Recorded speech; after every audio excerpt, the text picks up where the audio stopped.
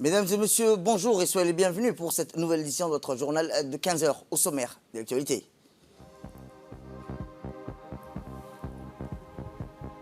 À la une dans l'actualité nationale, le président de la République, son Excellence Ismaël Mergueli, a regagné hier la capitale.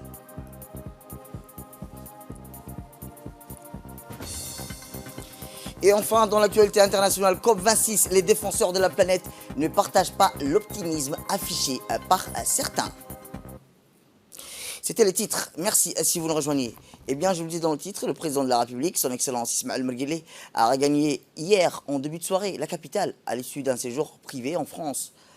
À sa descente d'avion, le chef de l'État a été accueilli à l'aéroport international de Djibouti par une importante délégation à la tête laquelle le Premier ministre, M. Abdelkader Karim Mohamed, est composé notamment des membres du gouvernement, du Parlement, du cabinet du président de la République.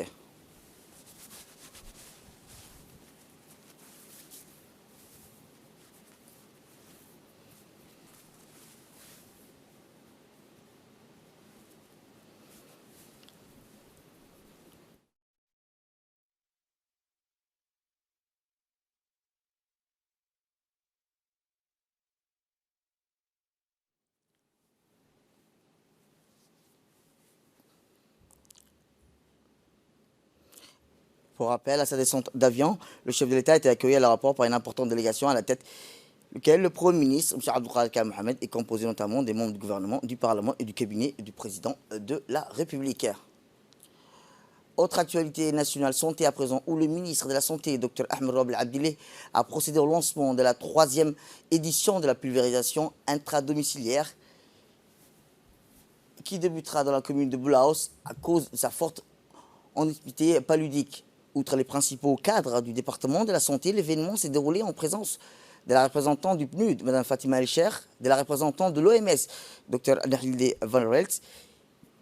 Au cours de son inspection, le ministre de la Santé, Dr Ahmed Rob El-Abdillah, s'est enquis de la mobilisation des ressources humaines et matérielles nécessaires qui ont été mises à disposition en vue de mener à bien cette importante opération de la pulvérisation intradomiciliaire.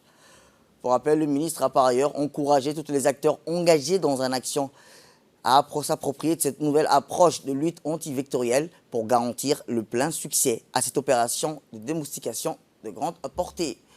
Récemment introduite dans notre pays, la pulvérisation intradomiciliaire a déjà montré son efficacité contre la prolifération des moustiques qui sont vecteurs de paludisme, et c'est pour une durée d'environ 9 mois. Elle consiste en effet à asperger les murs intérieurs des domiciles d'un produit insecticide à effet rémanent, inodore, incolore et totalement inoffensif pour l'homme, mais qui agit comme une véritable barrière physique contre les insectes nuisibles, notamment les moustiques. Et durant cette campagne préventive de porte-à-porte, les brigades d'agents de pulvérisation soutenues par les mobilisateurs communautaires vont sillonner les quartiers ciblés afin de pulvériser et ainsi chaque ménage pour protéger ainsi durablement nos communautés contre le paludisme. Éducation, cette fois-ci, où le ministre de l'Éducation nationale et de la formation professionnelle, M. Moustapha Mohamed Mahmoud, a reçu hier l'ambassadeur des États-Unis à Djibouti, Jonathan Pratt. La rencontre s'est déroulée en présence du secrétaire général du MENFOP, M. Mohamed Abdallah Mayoub, et du représentant de l'USAID à Djibouti, M. Lloyd Jackson. Après un mot de bienvenue, le ministre a d'abord souligné la qualité irréprochable de la coopération entre le MENFOP et l'ambassade des États-Unis à Djibouti, qui finance à travers l'USAID de nombreux projets. Il a ciblé notamment les projets de renforcement des lectures dans l'enseignement de base, le DEGRA, mis en œuvre par le ministère de l'Éducation nationale et de la formation professionnelle, avec l'appui de l'USAID et l'organisation internationale de la FIJ 360. Un projet qui commence à donner des résultats assez satisfaisants, a-t-il déclaré. Il a ensuite évoqué le projet de renforcement de l'employabilité des jeunes qui a visé professionnaliser près de 30 000 jeunes demandeurs d'emploi djiboutiens sur le long terme avec l'implication du secteur privé. Le projet est mis en œuvre par l'Education Development Center en partenariat avec une série d'institutions, notamment le MENFOP. Le ministère également remercie l'ambassade pour l'appui offert dans l'élaboration de la stratégie de renforcement de l'apprentissage de la langue anglaise et dans la cursus scolaire, des propos qui ont beaucoup intéressé le diplomate et qui a annoncé plutôt au ministère qu'il a été enseignant avant d'embraser la carrière de diplomate, ce qui lui a conféré une connaissance assez vaste du champ de l'éducation et de l'apprentissage. direction Goubet, où le ministre de l'Énergie chargé des ressources naturelles, M. Younis Ali Guedi, accompagné des principaux responsables de son département, a effectué hier une visite d'inspection et d'évaluation du projet de 660 MW éoliennes au Goubet. Accueilli tôt sur le site du projet par les responsables de la société de construction Red Sea Power de Siemens Gamesa, le ministre Younis Ali Guedi et sa délégation ont pu apprécier les explications des ingénieurs, des techniciens sur l'état d'avancement du projet. Proprement dit, le ministre a obtenu durant la réunion avec les responsables de la société de construction l'assurance et l'engagement ferme du responsable de la construction. Ensuite, le ministre a pu constater l'état d'avancement et la sous-station de transformation de l'énergie Red Sea Power avec les explications, comme vous le voyez sur les images, des ingénieurs. Rappelons que les 17 éoliennes sont généralement installées sur le site. Nul doute que cette centrale éolienne permettra de presque doubler la capacité de production d'électricité actuelle installée dans le pays. L'électricité produite à Djibouti provient entièrement des combustibles fossiles. Cette nouvelle installation permettra de réduire le coût de l'électricité et d'atteindre une certaine indépendance énergétique tout en réduisant les émissions de CO2 du pays. Et enfin, le ministre a félicité toute l'équipe pour leur abnégation durant ces travaux. Et dans une interview, le ministre de l'Énergie, Younis Ali Guedi, a indiqué qu'au mois de décembre, les premières mégawatts seront injectés dans le réseau national. Et je vous propose de le suivre. Comme vous le voyez, qui est en phase vraiment de fin de projet. Nous voyons aujourd'hui que le projet prend forme. Les 17 éoliennes sont montées. Les postes transfo de l'EDD étaient déjà opérationnels. Nous avons injecté via le poste de Djabnas le premier jus et ils sont en phase test déjà avec l'EDD. Pour ce qui est de Red Sea Power et pour les éoliennes, les 17 sont montés déjà, comme je vous ai dit. Et nous sommes ici sur site, sur le poste transfo de Red Sea Power, dont ils sont en train eux aussi de définir les installations techniques. Je vois que pratiquement le génie civil est terminé. Nous sommes sur la phase technique, la phase de montage des équipements électriques. Les postes transfo sont déjà là.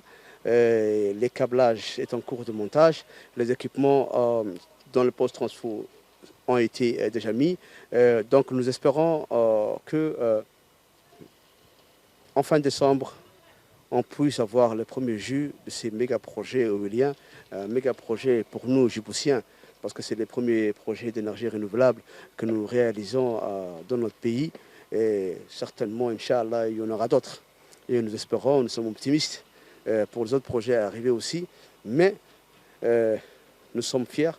Je suis encore revenu, comme je vous ai dit, pour inspecter, pour voir l'état d'avancement du projet, mais aussi pour montrer l'engagement du gouvernement de la République de Djibouti pour le soutien qu'il fait pour ce projet, pour le caractère important de cette production d'énergie indépendante pour Djibouti, mais pour les accompagner, pour les encourager et les féliciter de l'état d'avancement du projet, pour tous les partenaires ici présents et aussi de l'électricité de Djibouti et du ministère de l'Énergie avec Red Sea Power et ses partenaires qui travaillent, Siemens Gamesa, AE Power et les autres, et les sous-traitants et jusqu'au dernier ouvrier djiboutien qui travaille sur le site.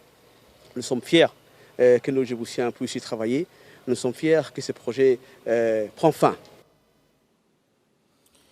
Eh bien, pour rappel, le ministre du Travail chargé de la formalisation et de la protection sociale a reçu hier la nouvelle représentante de l'OMS, où nous le verrons dans les prochaines éditions. Autre actualité, le sommet numérique de Namur qui se déroule actuellement du 2 au 5 novembre réunit à peu près plus de 150 personnes composées des ministres, des maires, des parlementaires, des acteurs de l'écosystème numérique de plus de 20 pays francophones.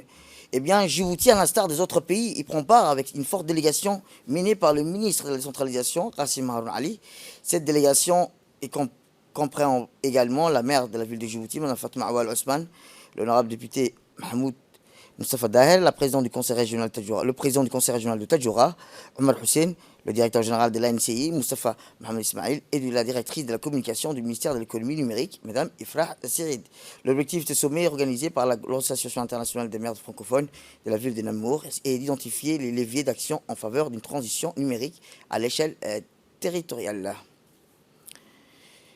Direction le Palais du Peuple où le secrétaire général du ministère du Commerce et président du comité CITA, Ali Daoud, a réuni hier en fin de matinée au Palais du Peuple les différentes parties prenantes du comité ad hoc où nous aussi nous le verrons dans nos prochaines éditions. COP26, je vous le dis dans le titre, les défenseurs de la planète ne partagent pas l'optimisme affiché par certains. L'optimisme affiché par certains n'est pas en tout cas pas partagé par les défenseurs de l'environnement. Accusant de grands monde de lancer des promesses creuses, les jeunes doivent descendre dans la rue ce vendredi à Glasgow pour pousser le gouvernement à agir à la fin de la première semaine de la conférence du climat. C'est la fin de cette édition. Merci à vous de nous avoir suivis. Restez avec nous. Passez nos programmes télévisés. Prochain retrouvailles, c'est dans l'émission de 22h. D'ici là, bon week-end à vous.